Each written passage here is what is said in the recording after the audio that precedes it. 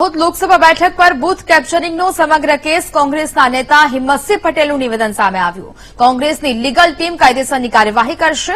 દાહોદની ઘટના મતદારોનો વિશ્વાસ તોડનારી છે। મતદાન મથકમાં જઈને બૂથ કેપ્ચરિંગ કરીને વીડિયો વાયરલ કરે છે તે શરમજનક બાબત। ચૂંટણી પંચે નિષ્પક્ષ તપાસ કરી અસામાજિક તત્વો સામે પગલાં લેવા જોઈએ। અમે પહેલાથી આવી ઘટનાની શંકા વ્યક્ત કરી હતી। આવા તત્વો સામે પાસા લગાવી કડક કાર્યવાહી કરવી જોઈએ। ગુજરાતમાં આવી અનેક ઘટનાઓ બની છે। અમદાવાદ પૂર્વ બેઠક પર કોંગ્રેસના કાર્યકરોને ધમકાવવામાં આવ્યા હતા। મેં ચૂંટણી પંચને લેખિત ફરિયાદ પણ કરી છે। ભારતીય જનતા પાર્ટીના શાસનમાં જે રીતે સમગ્ર રાજ્યમાં વહીવટી તંત્ર અને તમામ રીતે સરકારી તંત્રનો જે દુરુપયોગ થયો છે, જે કોંગ્રેસે પહેલાથી જ આક્ષેપ કર્યો હતો કે ભારતીય જનતા પાર્ટી પોલીસ તંત્રનો દુરુપયોગ કરશે, અસામાજિક તત્વો જે છે એને દુરુપયોગ કરશે। જે રીતે કાલની જે ઘટના બની છે, જે ચૂંટણી પંચના કાયદાની જે બાબતો છે કે કોઈ પણ જગ્યાએ તમે મતદાન મથકમાં જાઓ ત્યારે તમે મોબાઈલનો ઉપયોગ ના કરી શકો, એને લીરે લીરા ઉડાવી દીધા અને મતદાન મથકમાં જઈને મતદાતાઓને ધમકાવવા। ભારતીય જનતા પાર્ટી ને તમારો મત પડી ગયો છે એવી રીતે ઈવીએમ મશીનનો સોશિયલ મીડિયા ઉપર તમે વાયરલ કરો છો। હું માનું છું કે આ દેશની લોકશાહી ને પ્રજાતંત્ર ઉપર આ એક ઘાતક અને આ હુમલો છે।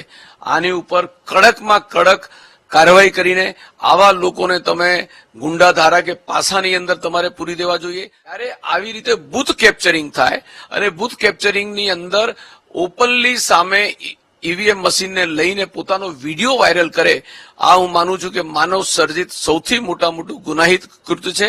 એના ઉપર સરકારે કોઈ પણ પક્ષાપક્ષીથી પર રહીને કડકમાં કડક રીતે ગુજરાતમાં દાખલો બેસાડે તો બીજી વખત કોઈ પણ વ્યક્તિ કાયદો હાથમાં લેતા વિચારશે અને કાયદો અને વ્યવસ્થા જે રીતે જળવાવી જોઈએ। ભારતીય જનતા પાર્ટીએ ગુંડાઓને છૂટો દોર આપ્યો। બેફામ રીતે એ લોકોએ મતદાન મથક ઉપર જઈને કાર્યકર્તાઓને ધમકાવ્યા, મતદાતાઓને પણ ધમકાવ્યા છે। મારી લોકસભાની અંદર પણ આવી ઘટનાઓ ઘટી છે કે જે અમારા કાર્યકર્તાઓને ધમકાવ્યા છે, બૂથ ઉપર જઈને ધમકાવ્યા છે, મતદાતાઓને જઈને ધમકાવ્યા છે, જેની મેં વહેલી સવારે મેં ચૂંટણી પંચને લેખિતમાં જેની મેં ફરિયાદ કરી છે। એટલે મતદાતાને તમે એક તરફ ચૂંટણી પંચ જાહેરાત કરે છે કે દરેક મતદાતાઓએ જઈને મતદાન કરવું જોઈએ, તમારે તમામ લોકો કરોડો રૂપિયા એની પાછળ જાહેરાતની પાછળ ખર્ચ કરે છે, અને બીજી તરફ તમે અસામાજિક તત્વો કાયદો અને વ્યવસ્થા ઉપર તમારે જે પગલાં લેવા જોઈએ અને ચૂંટણી પંચ એ પણ નિષ્પક્ષ રીતે આ જવાબદારી અત્યારે જયારે ઇલેક્શન ચાલતું હોય ત્યારે તમામ તંત્ર ચૂંટણી પક્ષ પાસે હોય છે।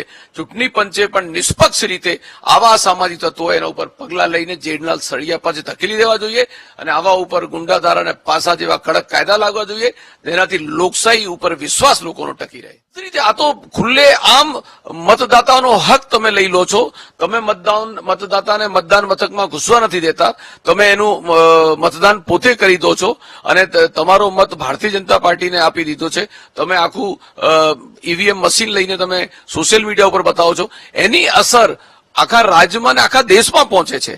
અત્યારે સોશિયલ મીડિયાનું જે આખું પ્લેટફોર્મ છે એ એટલું મોટું થઈ ગયું છે કે આવા મેસેજો જે છે એકબીજાના મારફતે આખા દેશમાં થાય છે। એનાથી આ મતદાતાઓ ઉપર લોકશાહીની અંદર બહુ મોટી એની અસર પડતી હોય છે। જયારે કાયદાનું કામ કરે, ચૂંટણી પંચમાં કડકમાં કડક પગલાં લે, અને હું પણ અમારા કોંગ્રેસ પક્ષની જે લીગલ ટીમને આ બાબતે ધ્યાન દોરીશ કે આ ચૂંટણી પંચમાં પણ આની જે ફરિયાદો તો થઈ છે પણ આની અસરકારક રીતે ફરિયાદ થાય કે આવા અસામાજિક તત્વો હોય ભારતીય જનતા પાર્ટીના, એ ભલે કોઈ મોટા કદના આગેવાન હોય પણ કાયદો બધા માટે સમાન છે। કાયદાની દ્રષ્ટિએ લોકશાહી અંદર કાયદાનું પાલન થવું જોઈએ।